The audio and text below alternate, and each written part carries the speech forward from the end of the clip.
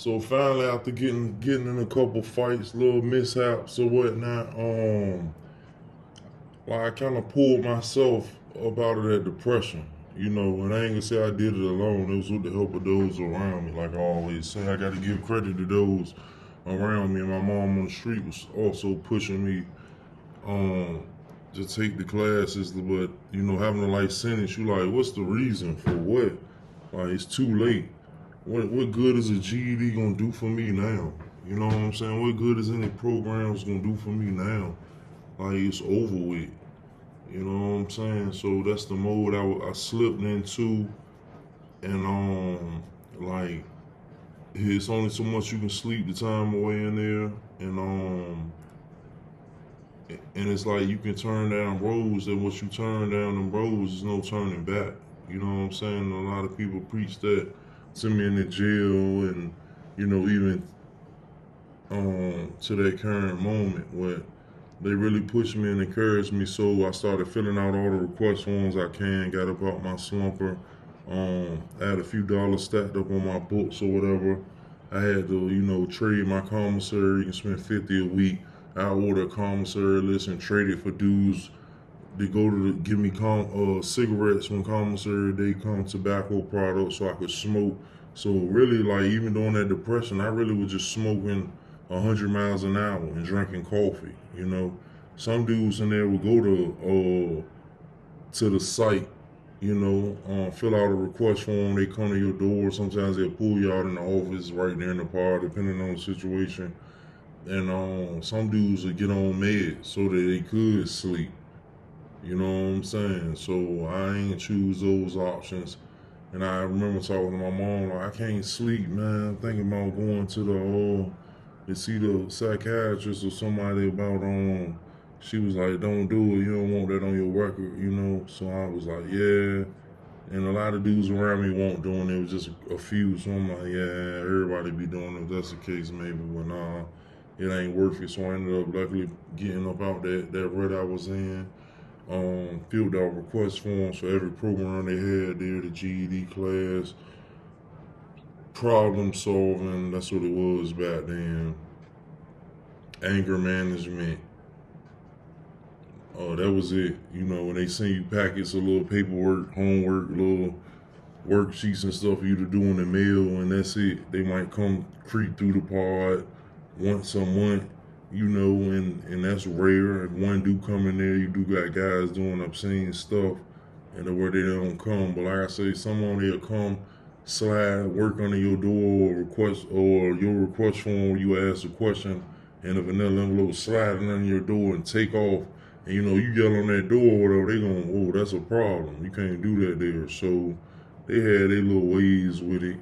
So I'm not saying all of them. Someone would come around, ask if you need help or whatever, but what can they really do? They gonna stand at the door, help you fill out some trigonometry at the door? No, like it ain't happening. So, like, luckily once I got about the red money, little money stat, I ordered a little TV. You can have a 5-inch at the time color TV or a 5-inch black and white. I was able to get the color. But up there they had a school channel where you can watch the GED, the problem solving, the anger management. Watch a little presentation they give you, whatever, to go along with your little worksheets or whatever. But that was it. Like a lot of that I had to figure out on my own, or those around me. My celly helped me. Those in the pod helped me. You had tutors. No disrespect to them, but dudes stealing money. Just getting a free check every month from the state. They the pod tutor, but you don't even know it. So I had instances where dudes like, hey bro, man, come out here and help little bro, man. Like they like, no cards, bro. You don't need to be playing no cards today. A lot of dudes play. Back then you could do push-ups in the pod. That was it. A lot of dudes play cutthroat, or spades for push-ups. Some gamble for real money. Some, tested the waters. They played poker. Like depending on who was working the booth, different things like that. Some played chess. Some walked around. Like, it all depends. So they would pull me away from this kind of stuff and get the tutor out there, man, oh little bro, so I did have that kind of encouragement around me from gang members and like all of the above, dudes that did everything under the sun deemed worst of the worst in society. And I remember when one dude was like that was helping me and stuff. He was from Norfolk and stuff. He was like, I ain't even know it was a tutor in here, man. What? Man, you know what? I gotta have that job. He playing. He was already helping me, tutoring me, his sales partner. Like, so, um, it was funny because he ended up getting that job. So he was getting paid to tutor more people than other than me. They ended up, I remember, um, stopping certain classes up there, and I was kind of bummed about that, and I would like fall back into it, like, see, every time I'm trying to do something, but I had to keep going in different ways or whatever. So finally, yeah, I got up out that red, and I knew that like I couldn't just lay it down. There was nothing I could do. Like, I had to keep pushing, keep fighting. I looked at the dudes around me had been down 15 years, 20 years. I was in there with a dude from my city. He was down 45 years, So I started looking at what was around me, and I started learning from those around me. I started trying to read my transcripts and trying to figure out my cases. I threw that to the side.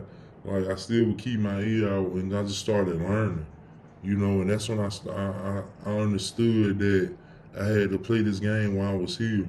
Ended up getting a little part job. Now I'm in every program, so they stand on my way. I started to learn from others that the objective is to get off of here.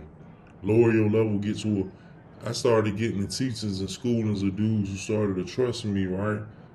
By age 17, my aim was to get to a lower level, try to get my hands on a cell phone, try to get my hands on contraband, drugs. Like, that was my aim. Try to get COs. Like, that was already being in,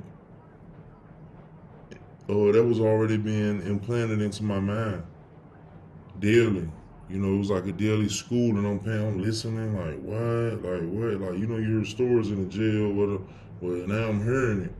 Then they trust me to the point where they showing me these letters from ex-COs and stuff, like, and I'm like, whoa.